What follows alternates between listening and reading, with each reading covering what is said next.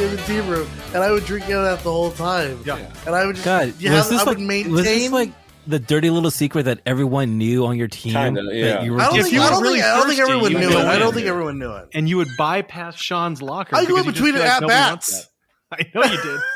There was one time. So there was one time I didn't know, and I remember I was looking for something to drink with like medicine, like my ibuprofen. And I think Sean, I was like, "Oh, Sean, let me have some of your Monster," and he's just like did the. I don't know. I don't know you that well. I don't know if and then I took it. I was like, "Holy shit!"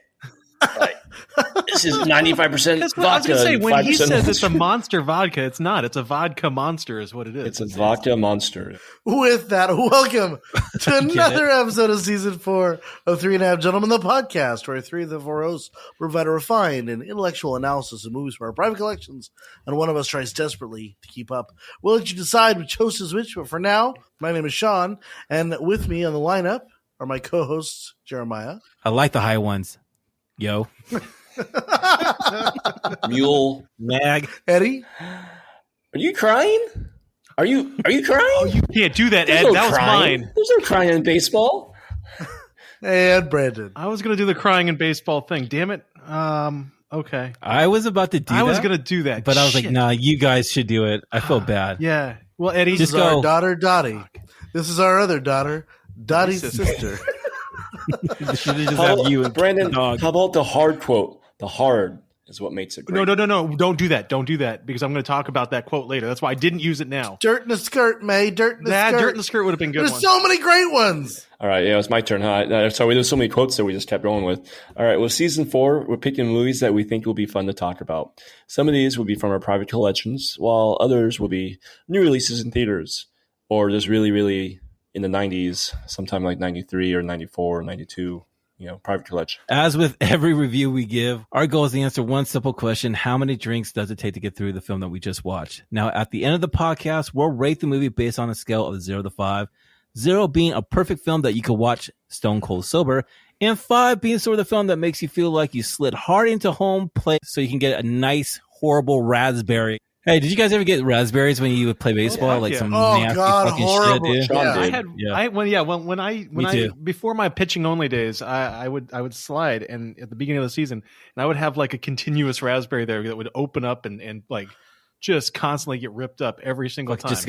It just kept getting It took worse. me a really long. It took me a really long time. Stay there forever. Yeah.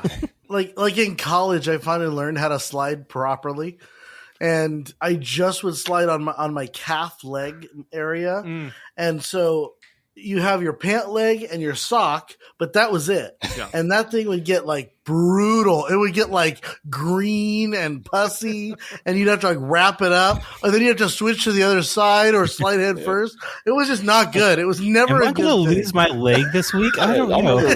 Sean had a nasty like pus. Yeah, I was like, bro, stop sliding on that side, man. I mean, I'm pounding the dirt, right? I'm just like, it's just Dirt in the skirt for Sean.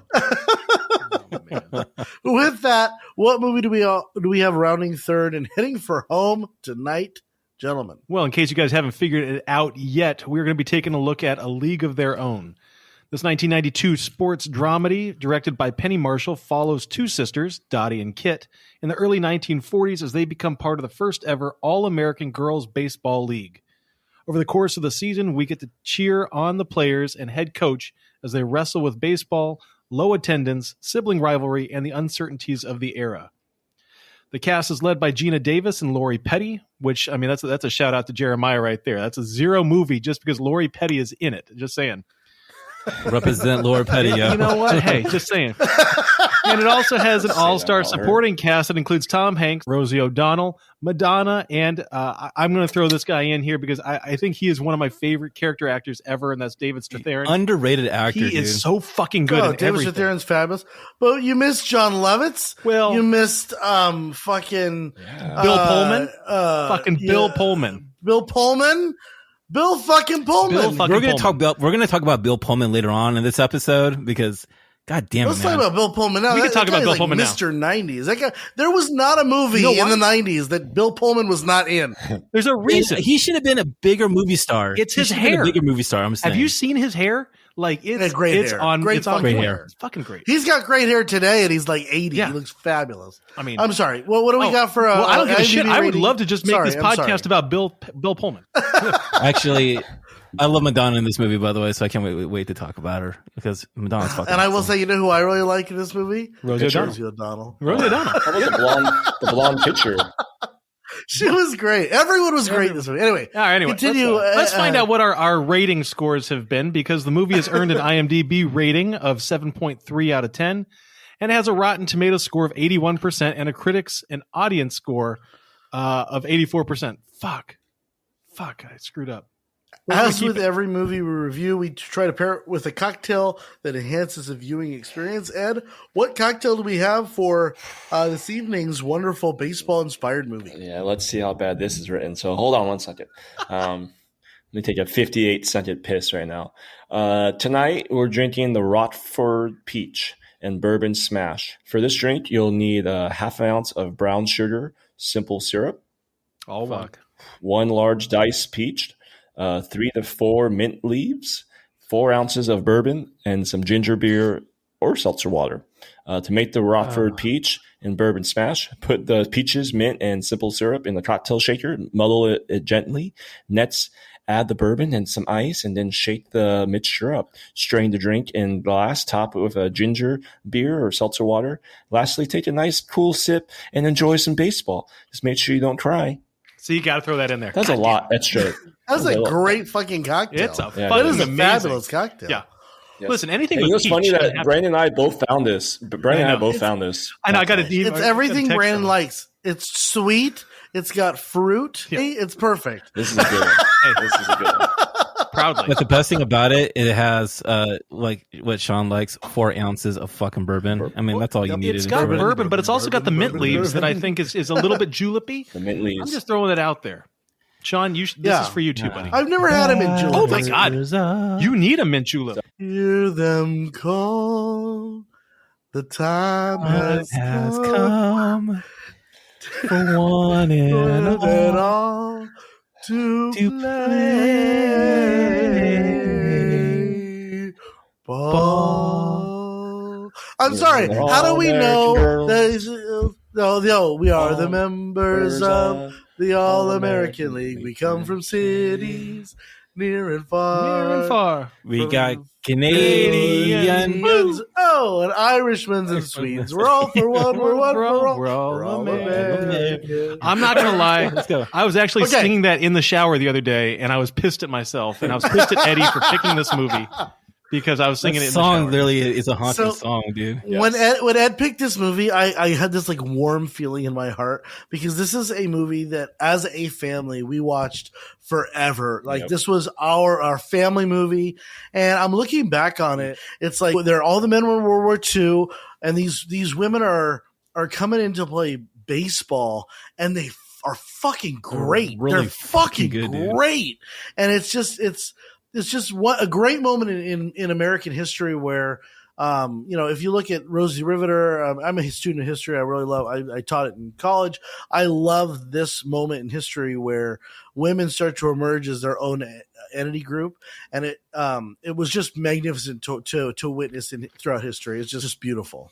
I think this is one of the better sports movies out there that I think, that doesn't get the recognition that it deserves, So, and with that, man, cheers to the All-American Girls Professional Baseball Team because fuck, dude. I mean, it was a real fucking thing. Looking at more research about it and shit, I mean, Yeah, that is pretty fucking remarkable, dude. They kept baseball alive at a period of time in history where baseball could have easily died off. But overall, I think it's a story that's forgotten, I feel like, in real history. And this movie, I think, is also a forgotten movie of sport movies and just all around just good family classic movies. And I think it's one of those, it's a hidden classic, personally, for me. My favorite sports movies are when there's an element of world tribulation going on and everything can be going wrong and everything can be falling apart.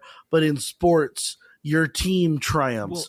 I look at Cinderella Man. I look at Miracle. I look at all these different movies where it's like it's set against so much bad that's happening in the world. And I don't think we did Private Ryan earlier this season. We've done a couple of World War II movies. I'm not sure that people of our generation can grasp how desperate people were in during World War II, how poor they were, how they had nothing, they had no hope. And this sort of story, going and watching baseball on a Sunday afternoon and watching these women play, this was the hope. It was the American dream living despite what was going on in Europe. I use the term Americana, right? It's so American dream, and that's what's so beautiful about it. Cinderella Man did the same thing. So many good movies. Well, see, this is Sean, definitely has fallen in the wayside. I think that what you tend to gravitate towards is not the sports aspect of these movies, but sports is kind of the connecting glue, but it's not the parts, right?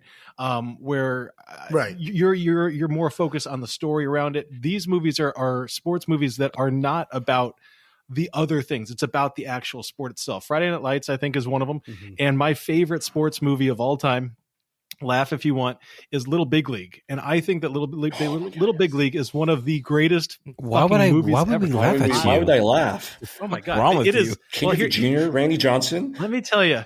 When I was growing up, this is a true story. We had an HBO copied over VHS tape. You know what I'm talking about? Like, you get the free HBO. We talked about this the other day. And I had recorded Little Big League. And growing up, I watched that movie during the summer at least once a week. Like, literally, I would watch it over and over. Yes. But one of the reasons I love that movie, and one of the reasons why other sports movies frustrate me, is that these are movies about the sport, and the quality of the sport in the movie is realistic. Like, I feel like, these were made by filmmakers that understand the sport. And I think that a lot of times we get a lot of sports movies that suck because they don't fully understand the sport. You're getting somebody who doesn't quite know, what a ball hit to right field looks like. Right. And I feel like there's small details that really, there's stuff that really, I know I'm going off on a tangent, but yeah. It's funny that you No, it's funny that you say that, though. You are absolutely right. I am drawn to the grander story within a sports movie. I mean, For the Love of the Game is one of my favorite sports movies of all time. And it's not even about baseball. Hardly at all.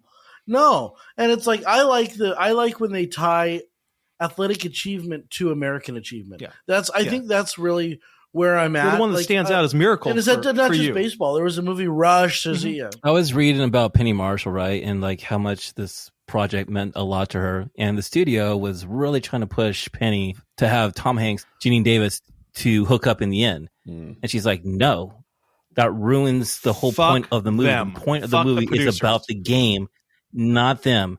And she stuck to her guns. And you know what?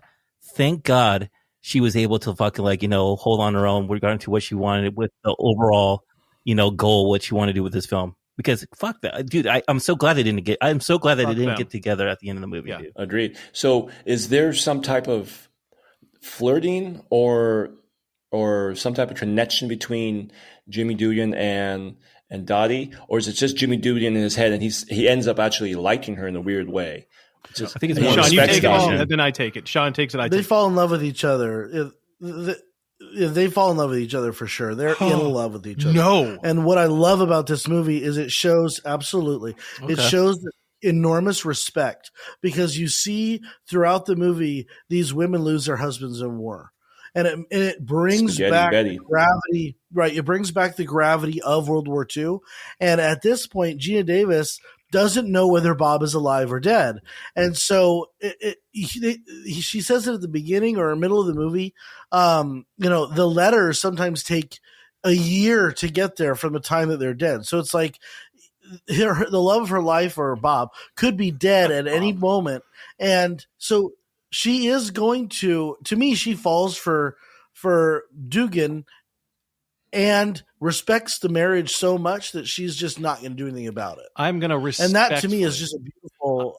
I'm going to respectfully disagree with you and say that I think that what they have, I love even more, because it's not love, it's not mutual love for each other. It is a shared love for something beyond themselves, and that's baseball. Whatever Dottie wants to tell herself, it's bullshit.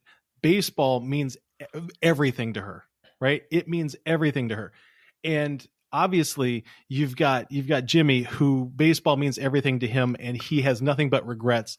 And what he sees in her is a chance to to kind of live vicariously again, to see somebody who loves the game as much as him go on and do great things in the game.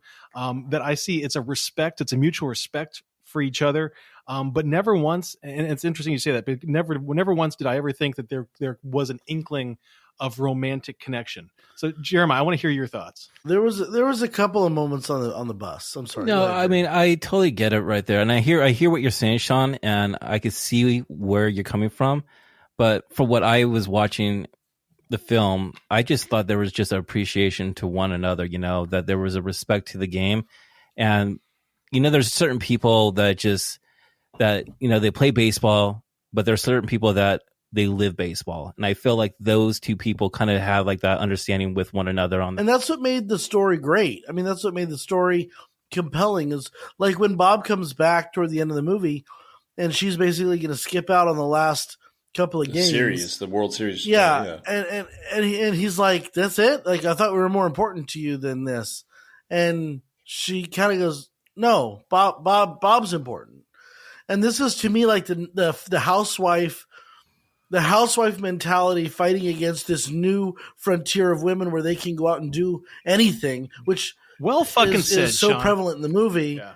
And then all of a sudden she says, Bob's like, no. It's like, part of it is acquiescence on the husband's part, but go do what you love. Go explore. I have a question for you guys, because I'm going to be honest with you guys. This is not my favorite movie. In fact, this is not even a movie that I would necessarily say I really like.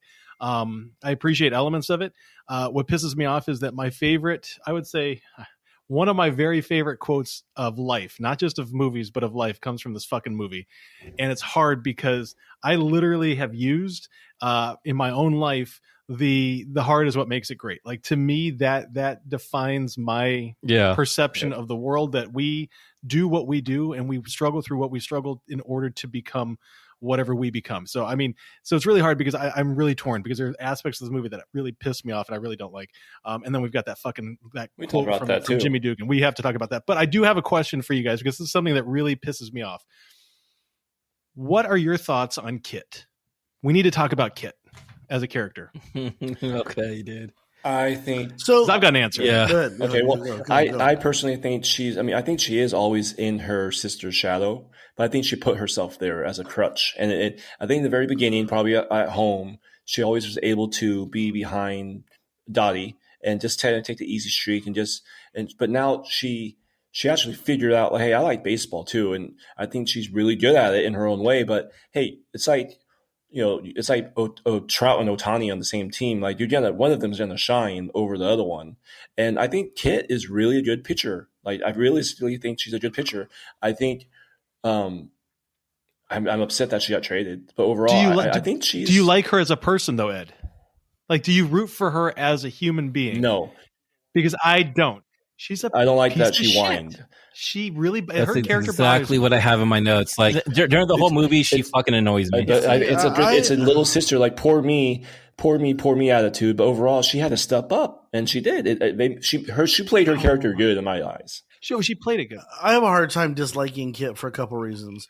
And I think the first is that she has lived under the shadow of Dottie her entire life. And this is a great story about breaking free of the preconceived notions that are placed upon you. She was never as good as Dottie. And all of a sudden, she started to try and break free of that. Yeah, she won. Blamed everyone else. But at the end of the day, Eddie's right. She took the ball. She changed teams. She decided to change teams. She didn't get traded. She decided to leave to try and forge ahead herself and to prove that she was just as good as her sister. I thought she got traded. No, she got traded. She chose to leave. She got traded. Why? No, she came in and threw a baseball through a window. Yeah, she got traded, bro. She was because pissed. the commissioner was trying to keep Dottie. Yeah, Dottie was about to leave, and overall, let's keep Dottie happy. And then we'll just do something with Kit. And then she didn't know that she was pretty much pushing Kit out of the team. Yeah, I think that I already know you guys' answer to this. So Jeremiah, maybe this is more to you. Do you like it that she was the one that was on the winning team, that she's the one that won the game for them? No, Dottie would never have dropped that fucking ball. Dottie would never have dropped that fucking ball. Did she drop it on purpose? To get angry. Did she drop it on purpose? That was She my dropped question it to on you. Of course she did. She Of course she dropped did. God it damn on it! purpose. Exactly. She fucking made her feel shitty to make her drop the fucking ball. And she dropped the ball at the end of the fucking movie, dude. It wasn't her knocking. Dottie never drops the ball. Dottie never Exactly. drops the ball. She's a catcher. You don't The know ball what in the catchers do. glove. You hold the ball like this in the mid here, and you know What you're going to is get hit. this? You don't hold it like this. Come on. God What the damn it. fuck is this shit? What is this Olay bullshit? So there's one thing that she just she got the single and she drove in 2 runs right before that, and she saw how it affected her sister, and she couldn't even make eye contact with Dahlia at first base, right? So when it was Kit's time to be at bat, and there was 2 outs, right? And so it was one last out. You see, realistically, as a baseball, Dottie called timeout, gave Kit time to focus and relax, take a deep breath. That was on purpose. I feel like she did that eventually as the older sister's like, hey, I need to give my sister some time here and give her some high ones also. Like Exactly. I also think that she knew what she was looking for. She knew she was looking for a high one, and that to me, like, Does it bother I you, don't know. It Sean? always Does it struck not me bother like, you? yeah, God damn it, it bothers me. but pisses the shit out of me. It's there's only like 3 parts of this movie I don't like, and that's one of them.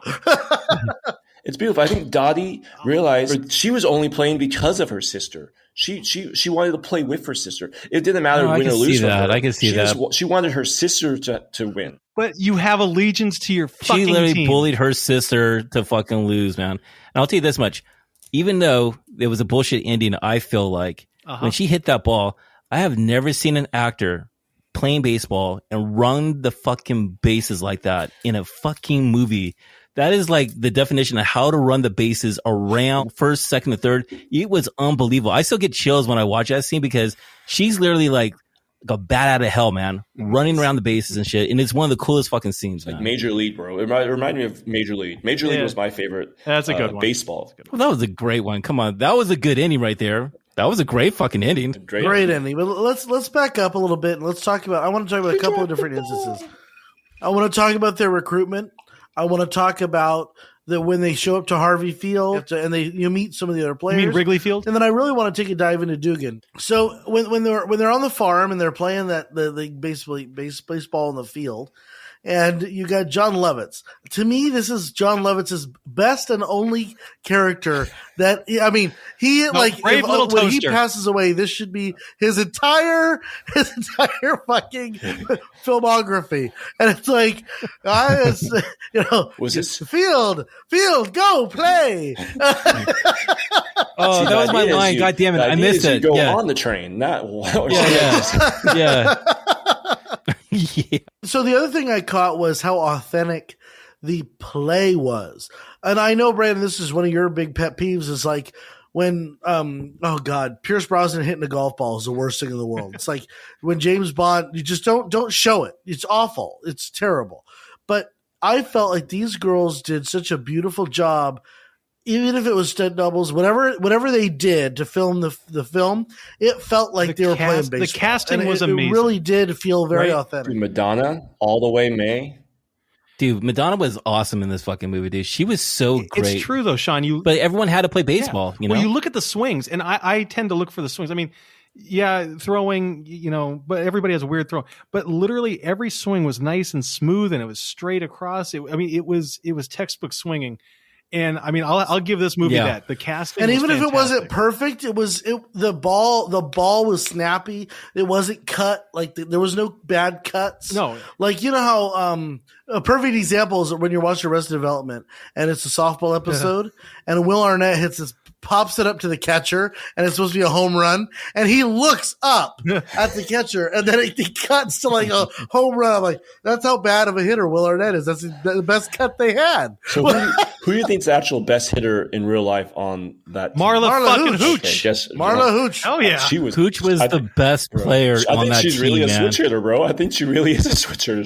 Wasn't that scene amazing with her and her father where she actually confronts John Lovett's character? It starts when she goes up and she apologizes to him, and that one hits hard. Oh, right, dude. And that's what dude. inspires it. And what I love, though, real quick, Sean, what I love about that is he doesn't come at Lovett's character with anger or even frustration, but this own sense of like remorse and guilt for having done this. I mean, it's a beautiful moment of regret and triumph at the same time, if that makes sense. Yep. And if you look at her story is the best. She meets Nelson, they fall in love, they go have kids, Came like back they have a next great season. life Yep, together. came back next season. Right. They played again. And she also batted 500 during the season. I mean, she's fucking awesome, dude. I also love how I think they made the sisters perfectly. They didn't even say anything besides like they just like dropped their bats and they're like, we're not leaving until she's with us on this train. Like both of them. Yeah. That was pretty cool to see that. It was a beautiful, and my favorite part of this movie is the cast. The not just Betty or not just Dottie and Kit, but Madonna. I mean, I'm not a Madonna fan. She was delightful in this movie. She was awesome. So funny, a little raunchy. She was just perfect. How come she didn't do more roles actually after this movie? Dick Tracy. Man, she Dick Tracy took her. Dick Tracy. Because she's a singer first. And don't quote me on this, but I think she's very difficult to work with. I think she was one of those people that was demanding and hard, because you wonder why certain actresses and actors don't get a lot of great roles, and it's sometimes they're like it's easier not to deal with them. Yeah. I mean, I think personally, Russell Crowe is so hard to work with. He can only work with like 3 directors because he's just so fucking hard. Yeah. Like Ridley Scott. Hey, all right, I got to roll for you. Right. I'm gonna because Ridley Scott's kind of equally an asshole. Yeah. No, I'm gonna throw out an unpopular opinion, and I know you're probably gonna crucify me for this one, and that's fine. But literally, I mentioned before that I love making lists, and if I had a list of the top actors and actresses that I just can't stand, Geena Davis is at the very, very top of that list. I am not a Geena Davis fan. Why is that? That's interesting. Well, I think that she's not a good actress. I think that she's probably a fantastic person. This is nothing against her as a human being. Can I make a suggestion for you to watch? Cutthroat Island. Cutthroat Island. Fucking awful movie. With Matthew Modine and Frank Langella. It's fantastic. It's awful. It was so bad. It destroyed a studio. I just don't feel like she's a strong enough actress to carry the movie, and I can think of so many other actresses, and I do think that that's actually the reason why this movie doesn't stand out as really good, in my opinion, and that's because I just feel like Geena Davis just is of a really good cast. She doesn't hold her own. I would disagree with you. I think this is probably this and Beetlejuice are her 2 best roles. Yeah. Brian, I disagree with you. I think Geena Davis was a perfect role in this movie, and I feel like the actress played a good part. I feel like I believe that she was that older sister who was just, you know what, I want to get married. I want to have many kids. And, I'm just playing baseball just to pass some time here just because my sister wants to play. And I don't know. But let me ask you a question here. Well, Tom Hanks, guys. That's exactly what I was going to talk about. Would you think this is probably one of his better roles of him just being a fucking dick or something like that? Because this is kind of like his best role. Yeah, I think this is kind of like his most like underrated role. And it's funny to watch Tom Hanks in this movie. What I love about this is his transition period, right? That he was the bosom buddies, he was the Splash, he was one of my favorite movies is The Burbs, right? The 80s comedy go-to guy. And then 90s, we get to see him in things like Philadelphia and obviously go on to Saving Private Ryan, where it goes like uber extreme, Forrest Gump. This is where he's playing kind of this beautiful amalgamation mishmash of both the funny and the serious. Right.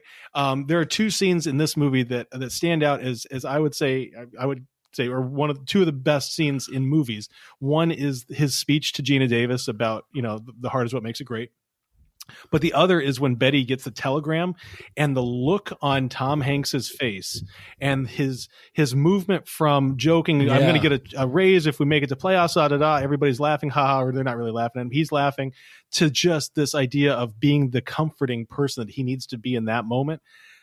I know some people don't like Tom Hanks as a person, as an actor, but I think that these 2 scenes really do a good job of highlighting his range and his ability to both be a comedic actor but also a serious and dramatic actor at the same time. So I would say my favorite scene of Tom Hanks in this movie was he was just reading the newspaper and he was looking at Geena Davis, and I think she was just about to have a squeeze for Marla Hooch, right? And they're just battling back and forth with the signs. And with the signs. And then he like looks over there, he's like, who's managing this club? And then, well, then act like it, you jackass or something like that. And then he goes with it, and then it's just a beautiful scene. It made me laugh, and it's like he came into his own as a real coach in that scene. And maybe that's the reason why I like him so much, because he reminds me of some of the coaches I had back in the day.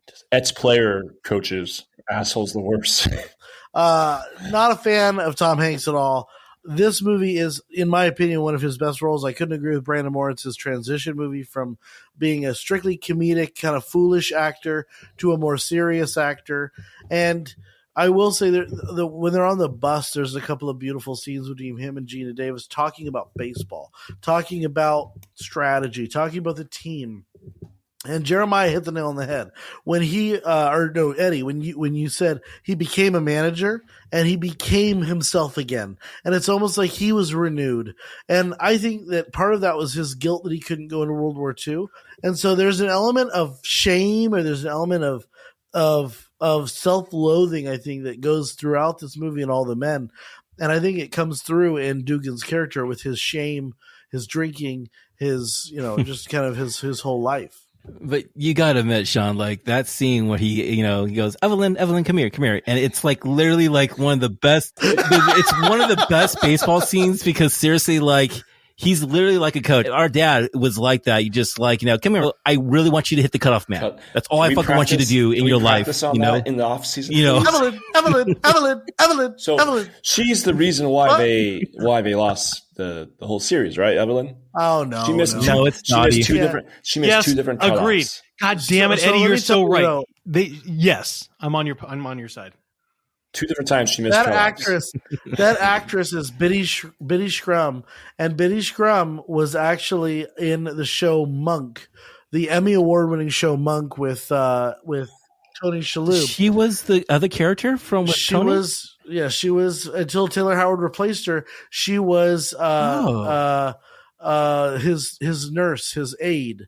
And she was freaking great on that show. She was fantastic. Everyone was on their shit on this movie. Everyone was so good in this fucking movie. There was not one. I mean, Tia Leone was in there somewhere on she one of the teams. She was on the other team, dude. Yes.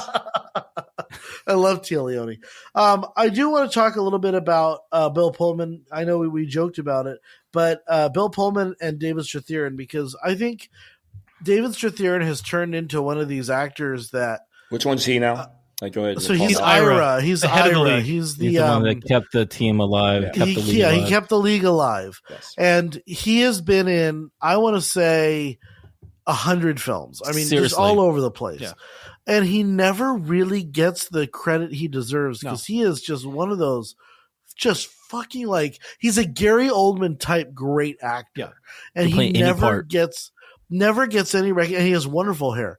Never gets any recognition at all. I mean, he's been in the Bourne movies. He's been in, I mean, we're talking what was that one great movie? Academy Award winning movie? Good Night, Good Luck. So Good Night, Good Luck was his only movie Good Night, Good Luck. He was Edward R. Murrow. And this was that's the thing with him, is that was his only movie where he was the lead, right?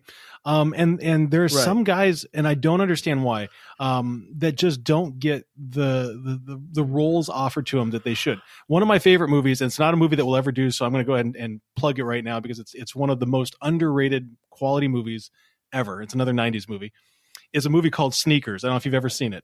And it's got Robert Redford. Sneakers with Sidney Poitier. Sidney Poitier River is in Phoenix? it. What's wrong with you? Phoenix. Yeah, River Phoenix, Sidney Poitier. It's one of my very favorite movies, right? And David Strathairn plays the blind guy. Is the blind guy. And I remember that was the first movie that I ever saw him in.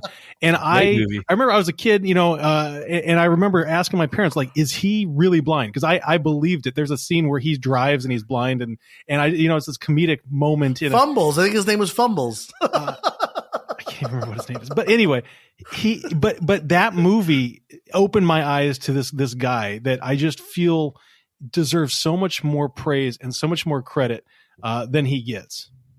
So, plug for David Strathairn out there. Yeah, but for sure. I would say the same thing for Bill Pullman. I don't know how he didn't become a movie star. I think he pulled himself out. Did he really? Because seriously, it felt like he was on the edge. Independence Day. He had right? While You Were Sleeping. You had Independence Day. He should be a bigger movie star. That's all I'm trying to say. Come on, Lake Placid. I know it's kind of like a fucking B-rated movie. Is this fucking the man Casper. who was killed? Casper. That's all you got to say, Jeremiah, is just Casper. Casper, that's right. Fucking movie was Casper. amazing. Independence Day, possibly one of the best presidents in movies Like, I'll follow you in the battle, President. You fly that plane Yes, up I there with will. us. By the way, Sneakers was 1992 as well. There was not a movie in the 90s that Bill Pullman was not in. You know, I read a fun fact about this movie, dude, that this is still the highest grossing baseball movie of all time. Is it really? And you think about like with like Brad Pitt's like Moneyball came out, you know, Chadwick Boseman 42 came out. Even Major League, This is bro, still- and Sandlot, and all these other Yeah, Field of this Dreams. is still the highest baseball movie of all time, man. And that says a lot about this film, man, when you think about it. It still holds up, dude. Like you can just watch it and all of a sudden it comes on, no matter where you're going to be at the film, you're just kind of going on like, yeah, I'll finish the fucking movie. Fuck Yeah. it. Yeah, the list goes A League of Their Own at 107 million lifetime gross, 42.95. Moneyball's in third. The Rookie, Field of Dreams, The Benchwarmers. No, we can't count. That's like calling basketball a basketball movie. I mean, come on. You say that's like adding basketball or He had- basketball? Basketball. You just say that? Benchwarmers was I fucking hilarious. love because he's like- basketball, by the way. That's a guilty pleasure of mine for sure. Sean, have you seen basketball? Oh, God, for the love of the... No. Oh my God, it's so worth it. Okay, I have a question for you on the ending of this movie, okay? So we move beyond the actual game ending. Do you think they should have left it in the 1940s? Or what do you think about bringing it into the modern times I got a thought on that. and showing you like the old versions of the characters? So what did yeah, you think? I'm going to step up first real quick. I watched the beginning of the movie, right? You got the 90s sappy music. You've got the 90s sappy wardrobe. You've got the 90s Madonna, sappy this used to everything. be my playground. That's a great song, It's by a the great way. song. It's a sappy ass. It's a sappy ass song. No, it's also Hans Zimmer's score, dude. What I'm saying is, I hated the beginning. I hated the ending. We should have just kept it. Sometimes we don't need to bookend shit. Sometimes we can just tell a story that happens in the moment. We don't need to always be looking back on something and retroactively making a comment on what happened to lead us to a point. I wish that we had opened up with the farm. I wish that we had ended with Dottie and Kit giving each other a hug and saying, "See you at Christmas." Maybe She dropped the ball. Right? She dropped the ball. So you end the movie there though, and I will fucking walk out. Do you on not it. like movies like that? Do you not movies No, like that, and or I you just don't think like the movie? In this No, I think in general, I'd say I don't like that because I think it's a cop out. I really do, and I feel like there's very so few like the movies. Prestige, wasn't there bookends in the Prestige? No, Just wanna that's see not- it. No, Kinda no. pushing He's buttons saying here. no. Just pushing He's your saying buttons. time change. He's saying like But looking back when on you it. start and you look back and you create kind of like like I think The Hobbit, for a perfect example, is The Hobbit was unnecessary. Yeah. You didn't need Elijah Wood. You didn't need that whole like transition. Just tell a It's fucking just story, like, right? you know, the scene like they're looking at a wallet, you know, and all of a sudden they look at the wallet and all of a sudden the wallet is like, you know, from, 40 years from ago. Like, Yeah. oh, here we go. We just transitioned to this time. Sometimes it's and okay, shit. right? Sometimes Yeah. it's okay, and more times than not, it's okay. And we should be starting a movie at the beginning of the story, and then ending the movie at the ending of the story, and not do. And the reason they did this is to make this political point. And politics, by the way, is not a 4-letter word, so I don't think we need to avoid it, right? But the political point is simply to say that look at what these women have done, and we should honor them, and we are honoring them, right? That's a political point, and I think that's awesome. I think that's awesome, but at the same time, I do think it detracts from the movie because the story is about what happened in 1942, 43, and not what happened in 1994, 40. Yeah. right? Or yeah, 1943, Right. right? But and so in that sense, we're mixing purposes of the film. Eddie, So originally, I was gonna say when you first started, Sean, I was gonna say I didn't like how they ended it with step. I wish they would almost ended as soon as like after they say bye and you're on the bus and they go their own ways. But I see why they had to bring in the players because I feel like Dottie lost herself. Right, a little bit. She had a whole nother personality that she kept closed in the dark. As soon as like Bob, as soon as he died, and she realized like, oh shit, like I have a lot of friends here, and a lot of people were looking for me, and they're happy. And I And was she one of the walked greats. away from So it. I have more than just Bob. Like I have my Right. I have my sister here, and I have all these friends here. They threw the ball at her face, and she still caught it. Dottie, like it was meant for her to reconnect with her teammates that she left she too unlocked- soon. Yeah. She unlocked a piece of herself that she had kept hidden. That's Yeah. perfect. That's Yeah. perfect, Eddie. That's perfect. But the ending, I'll just leave it at this. it's not one of my favorites, but I understand it because I believe most of them are actresses, but you actually see the real players play. Yeah, that's right. That there was more real players than actresses. Yeah. That's why they did it. Right. Yeah, and I think that's really cool that they actually give like, a nod to them. They're like, hey, thank you and what you've done. This is your story, and I really do like that shit, dude. I think that's pretty cool. So Geena Davis's daughter, Dottie's daughter, didn't go with her to this, and then Kit's whole family was there. But you see, Kit was the only one. But this is so Kit. She's the only one who brought her family. Was Kit? I think Dottie didn't bring her kids. I think Dottie needed to do it on her own. Dottie regretted not going back. Dottie regretted not making baseball a big part of her life, and she chose Bob, and she chose the family, the support, the farm, the system. And Kit kind of went against that, and Kit went, and it showed that they both could have a good life. They both could have what they wanted. I'm not a huge fan of when they do this, when they flash forward. I didn't really like it in Saving Private Ryan. The last person I should see in the movie is the original cast, not other people. It's about what they did in that moment. Paid for 4 minutes. Right? It's about what they did in that moment of history. And yes, it might have colored the rest of their lives and it might have shaped history in a lot of ways. But the point of the movie to me is this season, this moment, the first season of the inaugural season of this league. And I think that we should have kept it focused. That being said, that did break it down a little bit for me, and it was a wonderful way to go out. Because that song, I'm sorry, is beautiful. It's like a little beautiful ode to, and the girl who wrote it was the Bitty Shrum. She died. Her son. His son was there. Son was there. Still You're gonna lose. Still angel. Yeah, it kind of made me sad. Like, Dugan's not there, died like 5 years before this whole thing happened and shit, dude. So, I'm surprised he actually lived that long. I was going to say that. So he had a bad alcohol problem, and who saved him from quitting his alcohol was Dottie, because Dottie. Because on the bus, he was always looking at his little flask, and he was always doing it. And she's like, "Oh, let me see that." And then she opened up a Coke and gave it to him. And I feel like she helped Dugan live longer than he was supposed to. Then in his head, he thought he was going to go out like 55, and he ended up being right towards his 80s, I guess.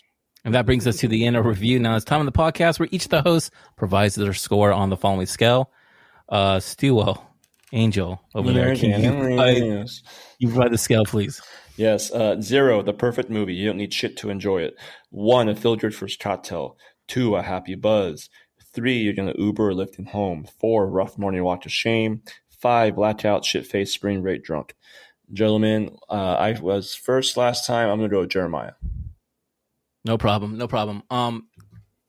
As I was rewatching this movie, I feel like this is one of those movies that I've said this before in the podcast, a few episodes, like anytime it comes on, no matter what scene is playing, I'm going to be hooked and I'm going to watch it. That's just how this movie is, It's like listening to like a record, right? And that certain songs, you're just going to stop and listen to certain songs. And that's what this movie is. Like there's certain scenes in the movies that you're just going to stop and you're just going to fucking enjoy it, And what I really like about this movie that it still holds up is that it just feels timeless. This movie is like over 30 years. Yeah. And it doesn't have like, any tag, doesn't have like a timeline like, oh, that's because it was in the 90s or it was in 2000. I think the acting's great. I think that it's one of the best sports movies out there. Baseball playing, any type of sports movie, I think is one of the best sports movies because I think it's just like really on par shit right there, man. There's some scenes where I didn't care about it, because I'm older. I'm just like, oh, whatever, I didn't really care about the intro of the movie, but I really did like the ending of the movie, man. So, man, I had a good time with this fucking movie. You should definitely watch it when you get a chance. It's on Netflix. I'm not trying to plug in Netflix, but I'm just saying that if you want to see something that's, get you escape from the shitty world that's out there and whatnot, dude, this is a good fucking movie to watch, man. It's a happy buzz for me. It's a 2-drink here. I really enjoy this fucking movie, guys. Brandon, yes. Go ahead. Okay, cool. So I think that you have some great analogies, and I'm just going to spin those analogies a little bit. All right, you talk about a movie that you walk in and it's on the TV, and you just stop and watch it. And I think that I agree with you halfway. And then you said it's like an album where you have your favorite songs and you're waiting for those favorite songs. So for me, I look at it and go, there are some of my favorite moments in movies, favorite scenes in movies in this movie. And it's one of those things where if I'm walking in and it's on the TV and one of those moments is about to come on, I'm going to sit there and I'm going to watch that moment, then I'm going to get up and walk out. I think that the movie, for me, frustrates me a lot because I feel like we just don't connect enough with Kit to warrant her winning in the end. It bothers me. I know that it's life and sometimes, there's winners and there's losers. Absolutely. I get it. But the way that she wins, right? She runs through a stop, holding up, telling her to stop at third base. She wins because her sister probably drops the ball to let her win. I just think it pisses me off. It goes against what sports is. And sports is all about doing your best regardless of whether you win or lose. Well, Kit couldn't stand losing, and so we just pandered to her. We just give her what she wants, right? And it just pisses me off. It's a good movie. It's not a great movie. And so for that, I'm going to give it a happy buzz. I think it is an average movie, so I'm going to say a happy buzz with, what is it, a shot? I'm going to say it's a 2.5 for me. It's a 2.5 because of that scene and that speech that Jimmy gives Dottie. That whole idea of why do we do the things that we do? We do the things that we do. We put ourselves through the torture that we put ourselves through because that's what makes us who we are. And I think that if we can all take something from this movie, we should take that notion that we need to put our work in because you know what? Sometimes good things do come out of hard work.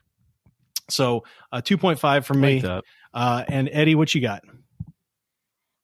I love that, Brandon. I love it. It was good.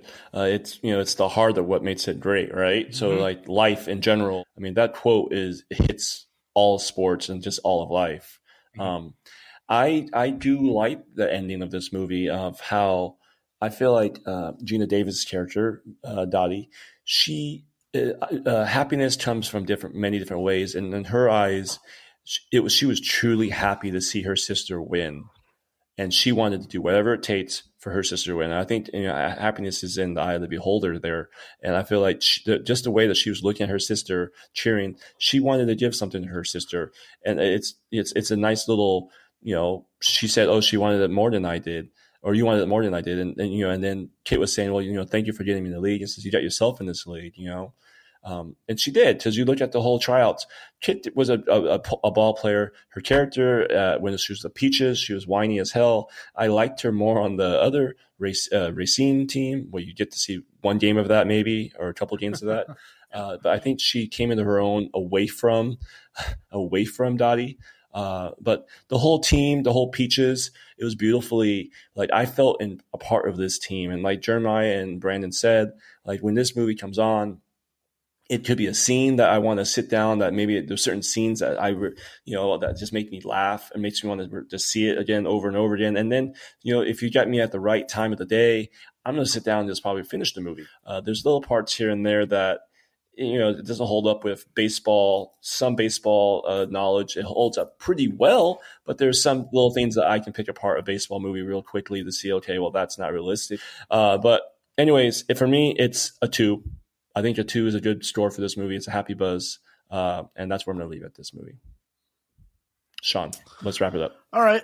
So I agree with a lot of what you guys are saying. I don't disagree with Geena. I do disagree with Geena Davis being, like as bad as you're saying she is. I don't think she's necessarily bad. I just don't think she's good.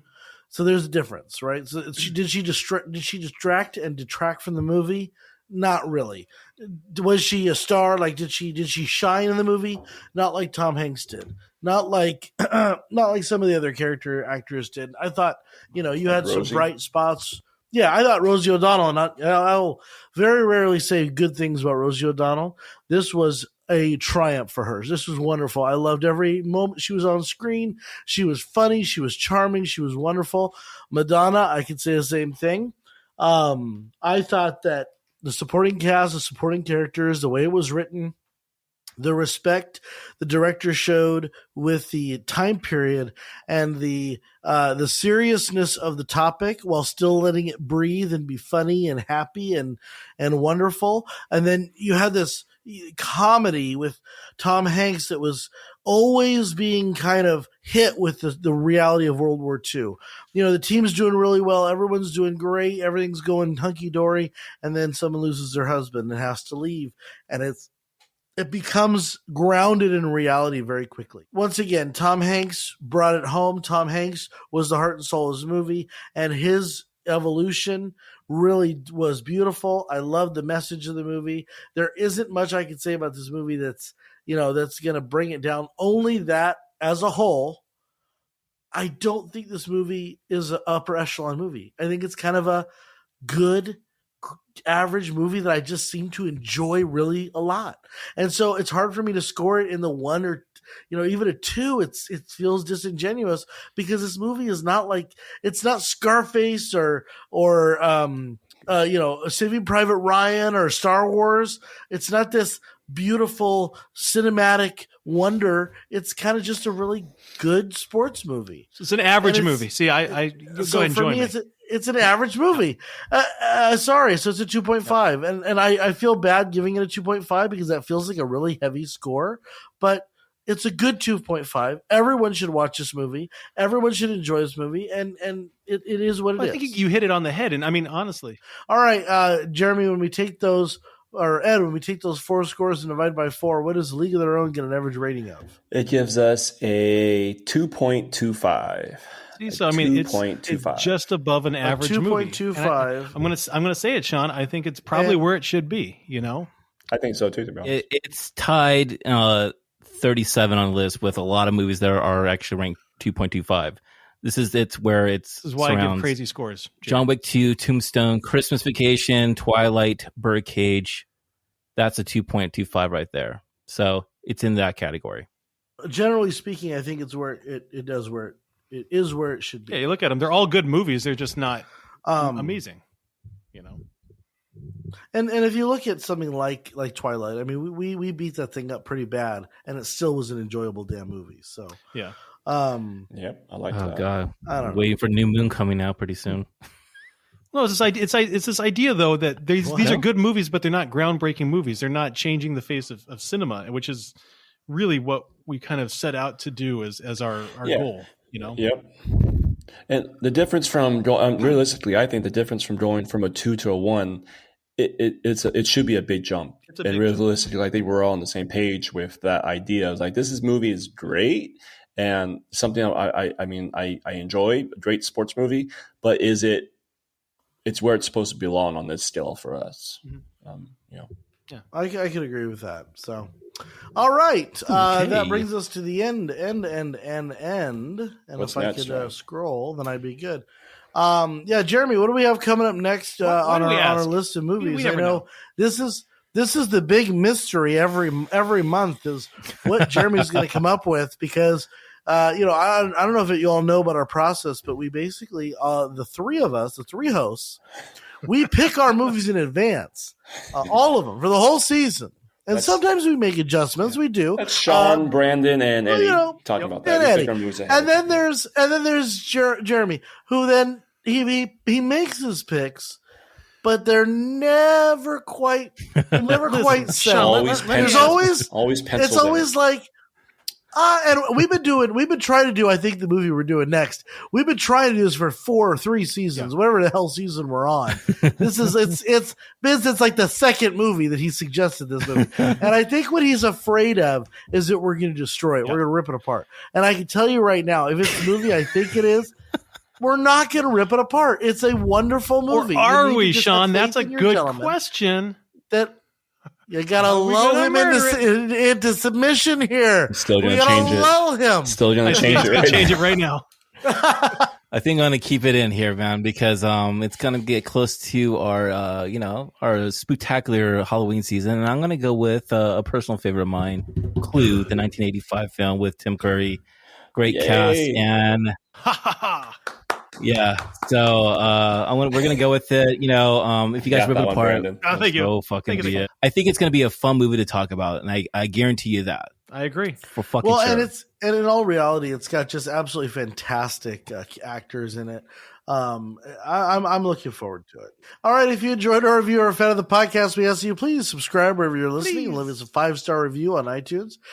Physical reviews with actual words make a big difference Please in do that. In our ratings as we move up with our viewership. We're actually seeing a huge surge and increase, and you can view us on Instagram at the.gentlemanpodcast. The dot means a lot. You can visit our website, thegentlemanpodcast.com, or if you want to reach out to us, you can do so by email. Keep the profanity to a minimum at hosts. Yeah, I'm sorry, guys. I don't score like how everyone wants me to score. .com. You don't score logically or You're such a reasonably. rebel. Anyway, thank you. We want to just reach out to the audience. Scum.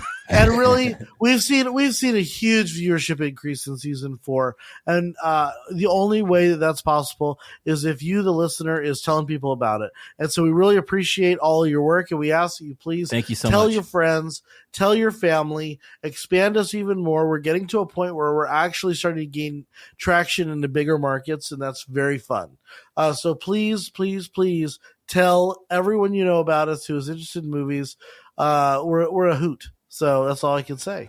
Boom. Thank you for listening. You guys are the best, man. And cheers, gentlemen. Cheers We'll to see you next guys. week. Peace out. Clink.